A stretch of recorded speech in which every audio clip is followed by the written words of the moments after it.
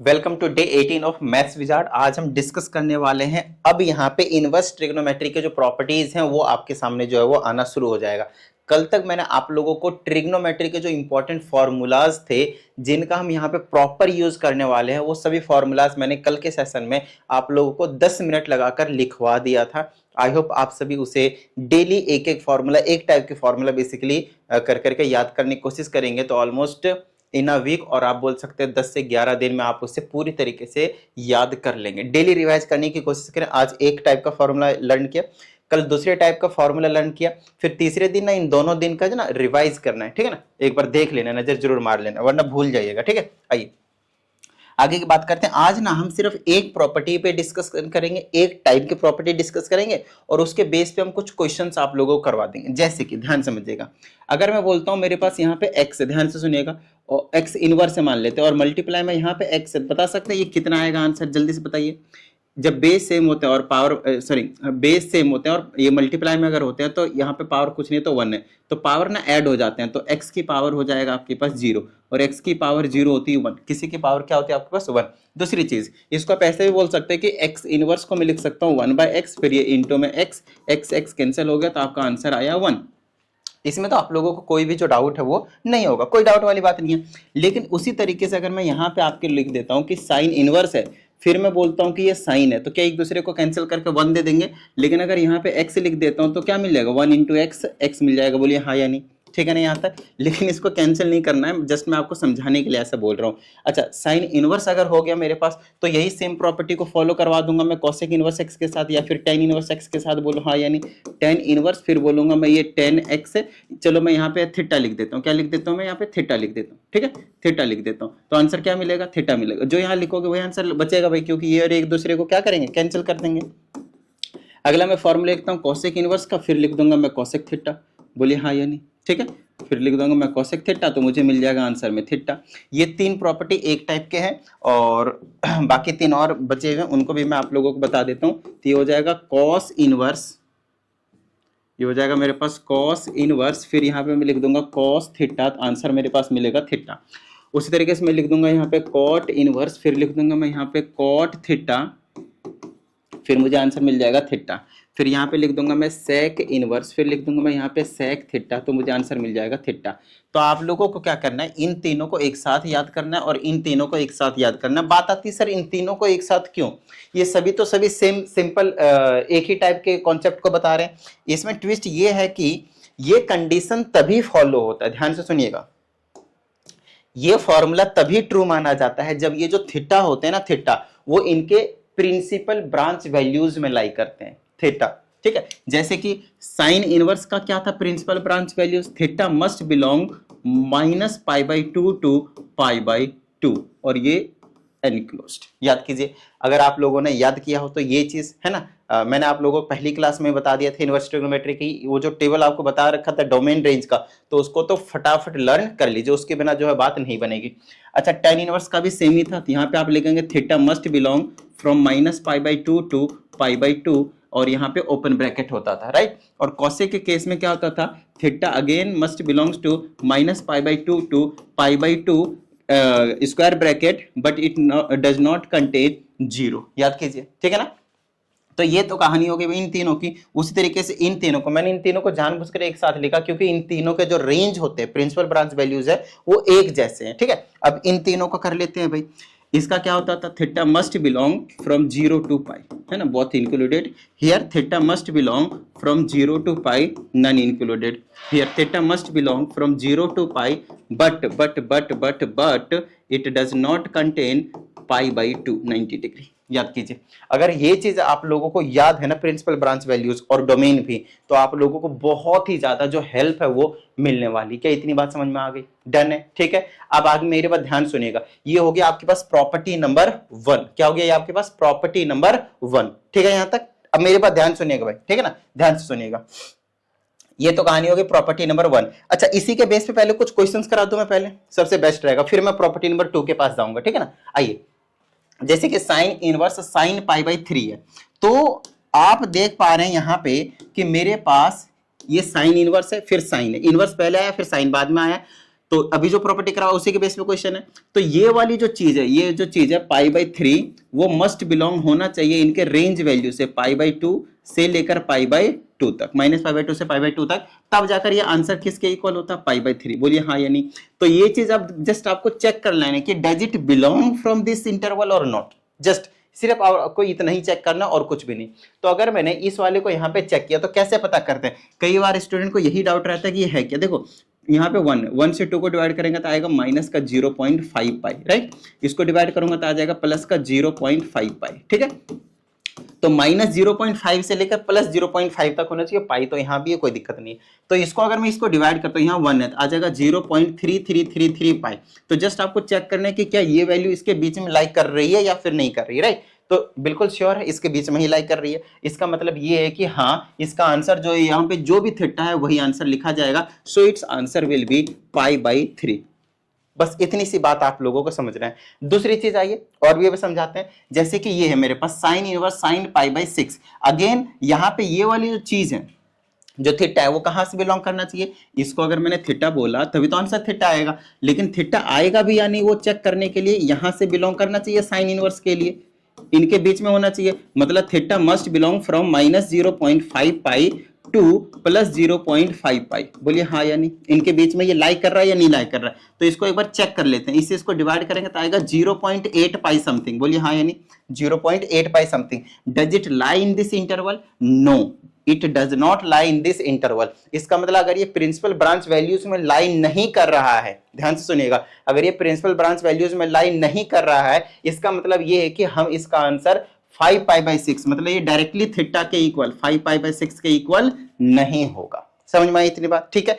तो इसका फिर क्या सॉल्यूशन है सर, उसका सॉल्यूशन हम बताएंगे। आओ देखो, तो हमें पहले क्या करना पड़ेगा, इस साइन इनवर्स को ऐसे ही रखना पड़ेगा, इस साइन को ऐसे रखिए और इसे हमें करना पड़ेगा ब्रेक डाउन। अब ब्रेक डाउन कैसे करते हैं वो चीज सीख लीजिए एक बार बेहतरीन तरीके से, ठीक है। देखो ये साइन चेंज नहीं होना चाहिए, और आप लोगों को क्वाड्रेंट का फंडा थोड़ा सा पता है। यहाँ होता है 0, यहाँ 90 होता है π/2 जिसे बोलते हैं, 180 होता है जिसे पाई बोलते हैं, ये 3π/2 होता है जिसे 270 बोलते हैं, और ये आपके पास 2π होता है। क्या इतनी सी चीज आप लोगों को मालूम है, बताइए जरा, पता है, ठीक है। आप लोगों को बताया था कि जो एक्स एक्सिस में लाई करता है, एक्स एक्सिस में लाई करता है तो इसमें होता है नो चेंज। क्या होता है यहाँ पे, नो चेंज। और वाई एक्सिस में क्या होता है, यस चेंज। इसमें आपके पास जो चेंज है वो देखने को मिलता है। तो वाई एक्सिस में तो हम इसे ब्रेक डाउन नहीं कर सकते, मतलब π/2 प्लस माइनस समथिंग नहीं कर सकते, 3π/2 प्लस माइनस समथिंग नहीं कर सकते, मतलब π/2 के जो वो होंगे ऑड मल्टीपल, उसके तो मल्टीपल में बिल्कुल भी हम ब्रेक डाउन नहीं कर सकते, सिर्फ एक्स एक्सिस में कर सकते हैं, क्योंकि साइन इनवर्स से साइन को तो हमें गायब भी करना है। तो अगर मैं साइन को कॉस में चेंज कर दूंगा तो दिक्कत हो जाएगी। मतलब यहाँ तो या तो plus pi plus minus something करना पड़ेगा, या तो 2π प्लस माइनस समथिंग करना पड़ेगा, या तो 3π प्लस माइनस समथिंग करना पड़ेगा, या तो 4π प्लस माइनस समथिंग करना पड़ेगा, एंड सो ऑन। समझ में आ रही बात, मतलब पाई के मल्टीपल में ही हमें हमेशा तोड़ना पड़ेगा ताकि ये जो साइन है वो चेंज ना हो, ठीक है। यहां तक अब कैसे इसको तोड़ते हैं वो चीज सिखा देता हूं, आइए ध्यान समझिएगा। इसको बोलते हैं ना सेल्फ एडजस्टिंग प्रॉपर्टी। कई बार स्टूडेंट्स को नहीं पता होता है, इस प्रॉपर्टी का नाम है एक, क्या नाम है आपके पास, self adjusting property, self adjusting property. अभी मैं आप लोगों को सिर्फ एक ही प्रॉपर्टी बता रहा हूं, सेल्फ एडजस्टिंग प्रॉपर्टी, और उसमें भी सिर्फ अभी एक माइनस चीज बताया हूं, सिर्फ एक टाइप का, इसी का सेल्फ एडजस्टिंग प्रॉपर्टी का। इसको आगे पीछे भी करेंगे, इसको यहां और इसको यहां करेंगे तब भी थीटा बचता है, लेकिन उस केस में डोमेन से बिलोंग करना चाहिए, आगे पीछे हो जाता है, ठीक है, ध्यान रखिएगा। वो चीज भी बताया जाएगा, टेंशन मत लीजिए। बस अभी आप जितना बता रहा हूं ना, बस उसको एक बार दिमाग में बेहतरीन तरीके से डाल लीजिए, और कुछ नहीं। तो जैसे कि ये वाला सवाल था मेरे पास, मुझे अब इस वाले को ना तोड़ना है, ऐसे तोड़ना है कि ये चेंज नहीं होना चाहिए, मतलब पाई प्लस माइनस समथिंग में तोड़ सकता हूं अगर ये 180 के आसपास है तो, है ना। तो इसे इसको क्या कर सकते हैं, ध्यान समझिएगा। 5π/6 है ना, हमेशा कोशिश कीजिएगा अगर डिनोमिनेटर बड़ा आ जाए तो माइनस में लिखा जाएगा, और इसको मिक्स्ड फ्रैक्शन में कन्वर्ट कर दीजिए। 5/6 है ना, तो 5 से डिवाइड कर दीजिए किसको, 6 को। 5 एकम 5, कितना बचा 1, तो ये 1 माइनस फिर ये वाला 1 यहाँ आएगा, और ये वाला होता है हमेशा नीचे जाता है। लेकिन इस चीज का ध्यान रखना, अगर डिनोमिनेटर बड़ा हो जाए ना तो ये कभी चेंज नहीं होता, ये हमेशा डिनोमिनेटर यहीं रहता है। मतलब पाई माइनस π/6 इसको हम लिख सकते हैं, क्या लिख सकते हैं, पाई माइनस π/6 लिख सकते हैं। और जिसको नहीं आया समझ में, ध्यान से सुनिएगा, जिसको नहीं आया समझ में वो ऐसा कर ले, ध्यान समझिएगा। पाई के जगह पे 180 रखिए, 5/6 मल्टीप्लाई 180, 6 तिया 18, 5 तिया 15, 150, 150 डिग्री में कन्वर्ट किया। पहले रेडियन को क्या किया मैंने, डिग्री में कन्वर्ट किया। अब मैं बोल सकता हूं कि इसको मैं 180 में से माइनस कर दूंगा मैं 30। अच्छा 180 को पाई बोलते हैं और इसको क्या बोलते हैं, पाई/6 बोलते हैं। बोलिए हाँ या नहीं। तो आप ऐसा भी कर सकते हैं रेडियन के टर्म्स में करने के लिए, और कुछ भी नहीं। ठीक है, पहले डिग्री में करो फिर रेडियन में लिख दो। अब हमें पता है कि साइन पाई पे चेंज नहीं होता क्योंकि वो एक्स एक्सिस पे लाई कर रहा है, तो साइन का साइन ही रहेगा और जो एंगल यहां आता है उसे चिपका दो। मैंने बता रखा है आप लोगों को, ये चीज बता रखा है, वेरी सिंपल। ठीक है, उसके बाद देखना होता है कौन से क्वाड्रेंट में लाई कर रहा है, उसके अकॉर्डिंग यहाँ पे प्लस या माइनस साइन लगाया जाएगा। तो पाई माइनस समथिंग, पाई यहाँ माइनस समथिंग मतलब क्लॉकवाइज ऐसे जाएंगे, प्लस आएगा ना प्लस समथिंग तो ऐसे जाएंगे, और माइनस तो ऐसे। तो अब पाई में से समथिंग माइनस कर रहे हैं तो सेकंड क्वाड्रेंट में गिर जाएगा, और सेकंड क्वाड्रेंट में 1 सेकंड, यस, तो जो सेकंड क्वाड्रेंट में वो आपके पास जो साइन और कॉसेक है वो आपके पास पॉजिटिव रहता है, तो यहाँ पे ये प्लस का ही रहने वाला है। क्या इतनी बात समझ में आई?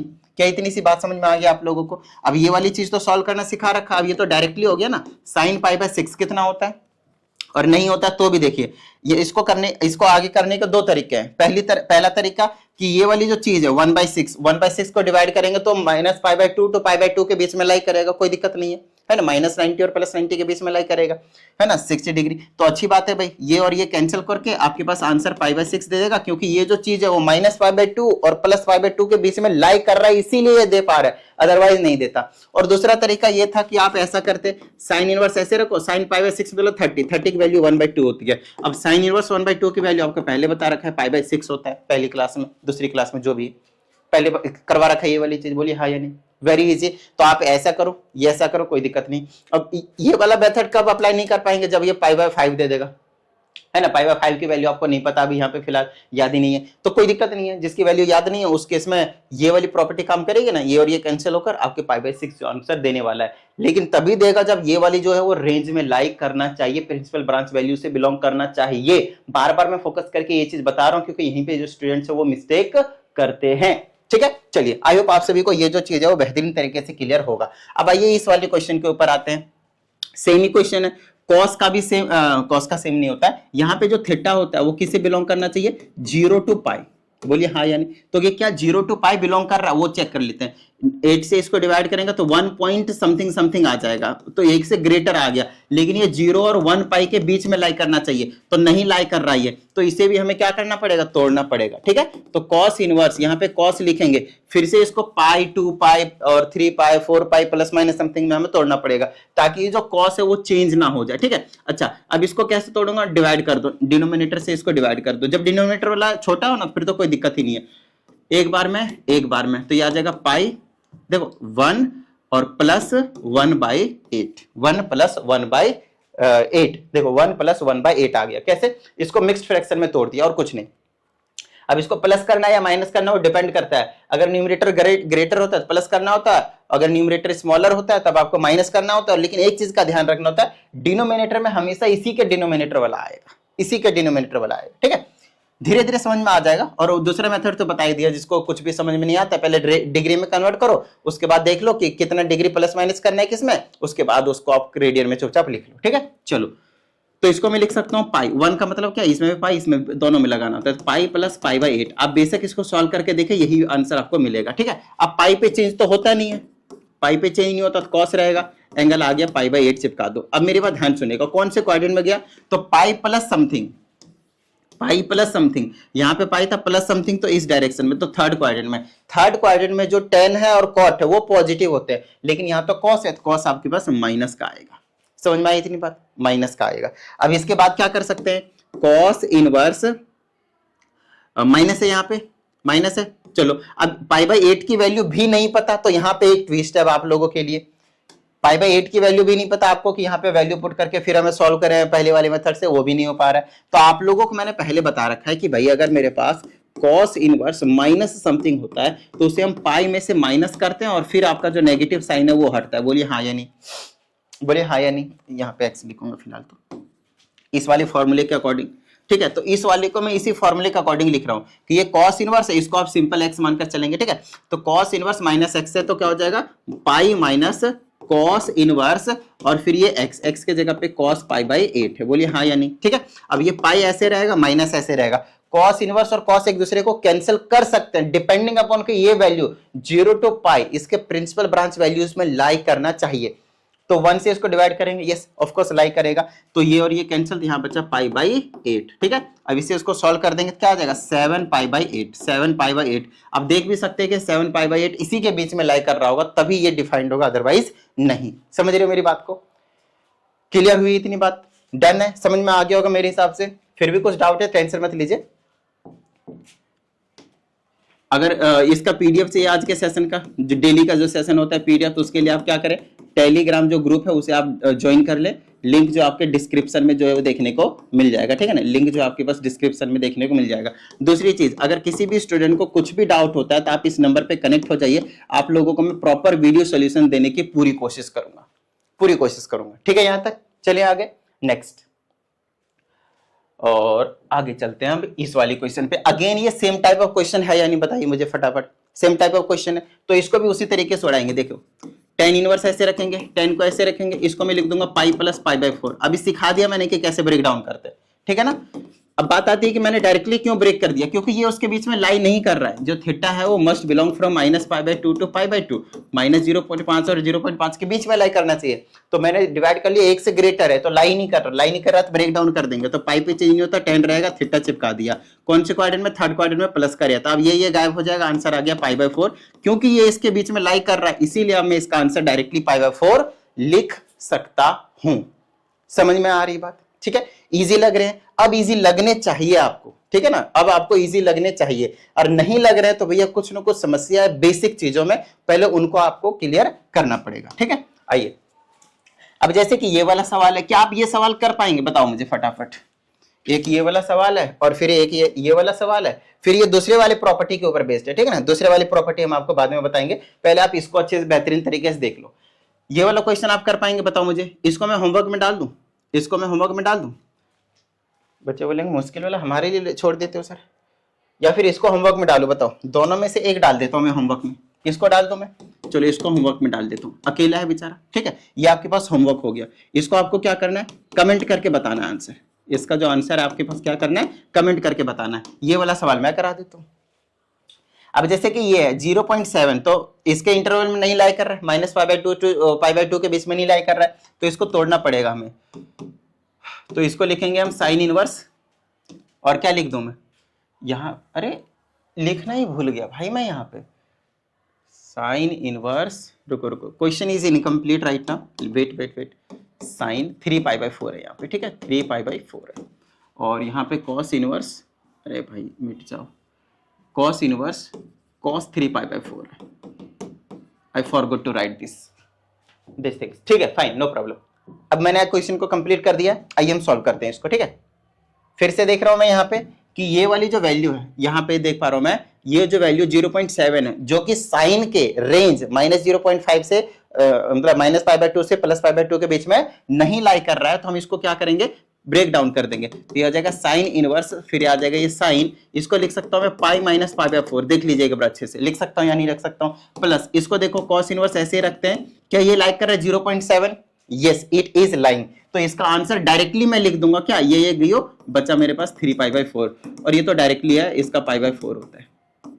ये क्या आपके पास डायरेक्टली है, इसका आंसर पाई बाई 4 होता है। तो अब देखो यहां से इसको मैं ऐसे लिखूंगा, साइन इनवर्स, साइन पाई पे चेंज नहीं होता, साइन रहेगा, पाई बाई 4 हो गया, एंगल सेकंड में गया तो यहां से पाई 4 बच गया, और ये प्लस में 3 पाई बाई 4 हो गया, और प्लस में आपके पास पाई बाई 4 आपको देखने को मिल रहा है।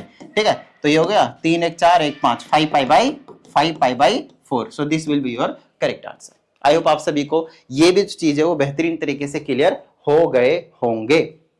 ठीक है, तो उम्मीद करते हैं आज के सेशन में आप सभी को मजा आया होगा, सभी चीजें क्लियर हो गई होंगी।